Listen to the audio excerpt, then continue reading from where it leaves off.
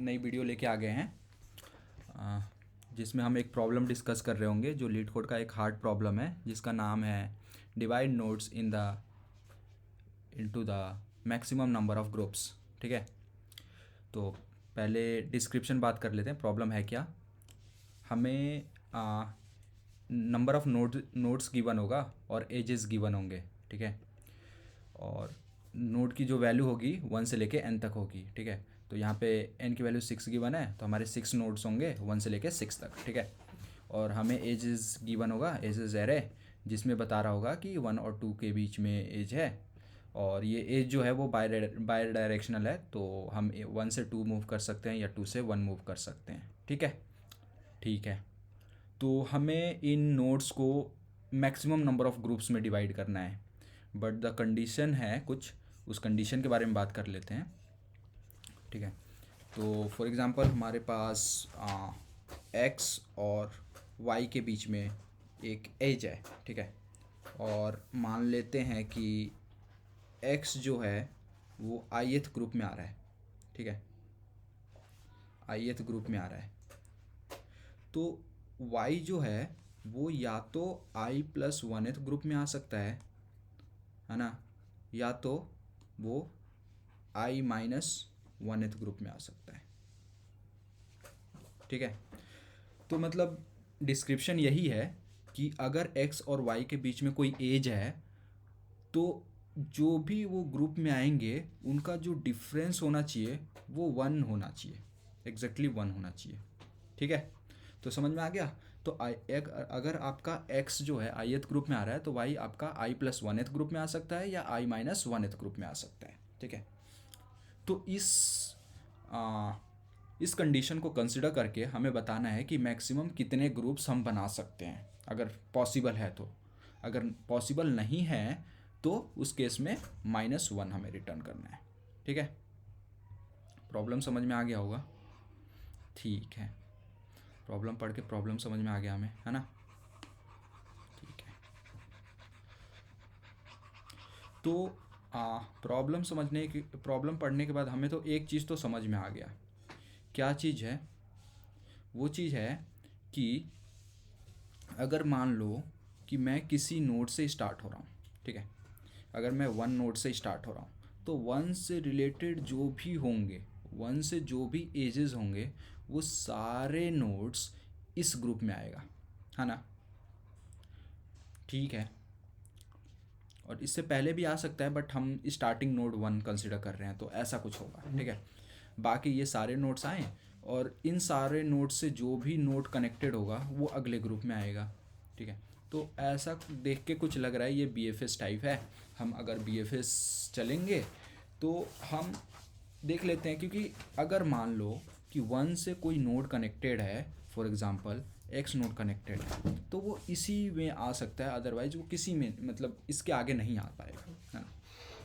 ठीक है, और क्या समझ में आ रहा है? हमें समझ में आ रहा है अगर हम आइट्रेट बीएफएस मारते जा रहे हैं, ठीक है, और कोई नोड विजिटेड मिलता है तो वो नोड, फॉर एग्जांपल मैंने 1 से चला और हमें एक नोड मिला x जो कि विजिटेड था, तो अगर विजिटेड है तो जो डिफरेंस होना चाहिए x माइनस 1 का एब्सोल्यूट डिफरेंस, है ना, ग्रुप का डिफरेंस, एब्सोल्यूट ग्रुप का डिफरेंस वो कितना होना चाहिए? 1 होना चाहिए।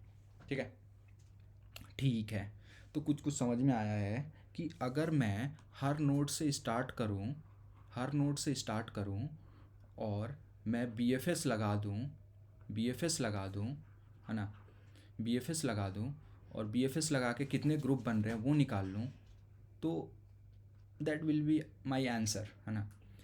अगर मेरा बीएफएस के टाइम ऐसा कोई मिला कि ऑलरेडी नोड विजिटेड था, है ना, ऑलरेडी नोड विजिटेड था और उसके कनेक्टेड नोड का जो डिफरेंस था वो ग्रेटर देन 1 आया, है ना, एब्सोल्यूट डिफरेंस, तो उस केस में आंसर जो है पॉसिबल नहीं होगा।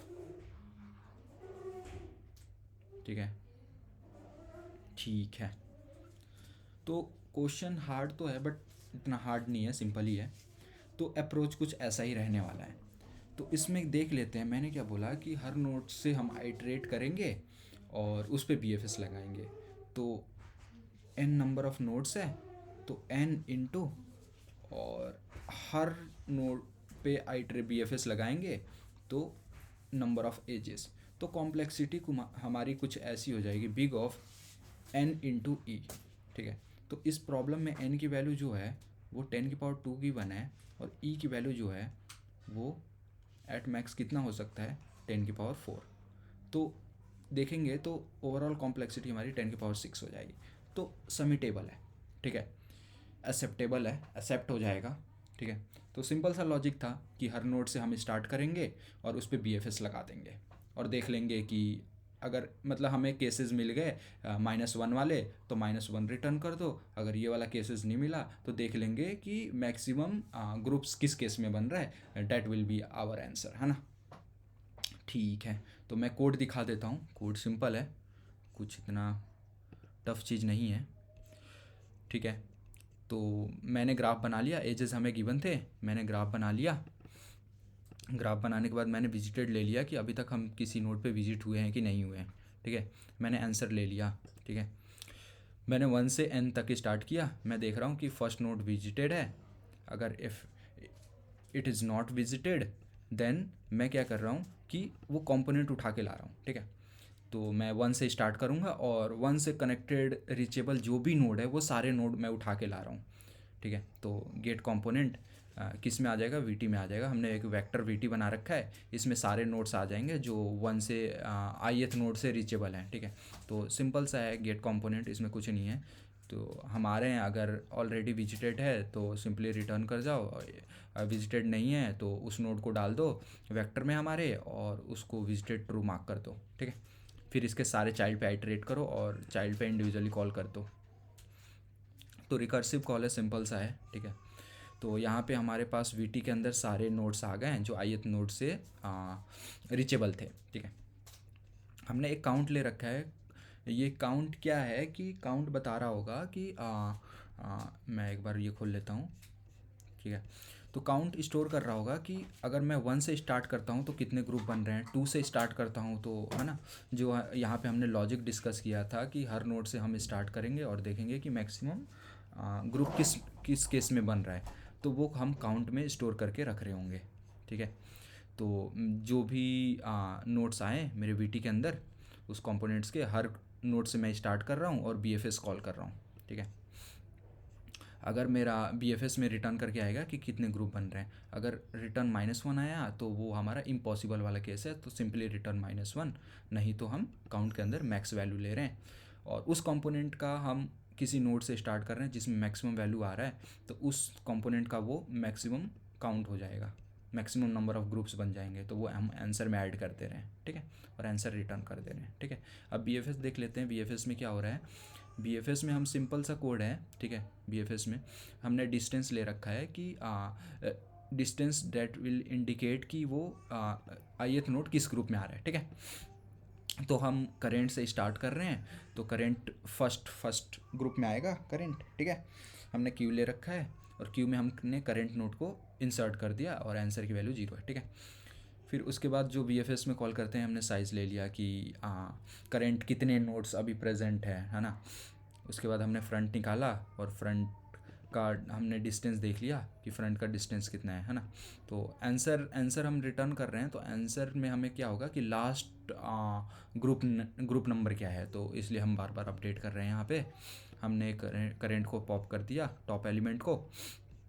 उसके बाद इसके सारे चाइल्ड पे चल रहे हैं और देख रहे हैं कि अगर डिस्टेंस इक्वल्स टू -1 है तो हमने -1 से इनिशलाइज कर रखा है कि डैट विल इंडिकेट कि हम इस पे पहुँचे नहीं हैं। ठीक है ना, हाँ, तो पहुँचे नहीं हैं तो क्यू में इंसर्ट कर दो और इसका डिस्टेंस कितना हो जाएगा, टॉप +1। ठीक है, अगर हम ऑलरेडी विजिटेड हैं तो हम एब्सोल्यूट वैल्यू ले रहे हैं कि टॉप और इसके बीच का डिफरेंस कितना है। अगर नॉट इक्वल्स टू 1 है दैट मीन्स इम्पॉसिबल केस है, डायरेक्ट रिटर्न -1। ठीक है, तो अगर इम्पॉसिबल केस नहीं आता है तो उस केस में मैक्सिमम कितने ग्रुप बन रहे हैं वो रिटर्न कर रहे होंगे। तो सिंपल सा कोड है। ठीक है, तो मुझे नहीं लगना चाहिए कि कुछ टफ है। ठीक है, ठीक है।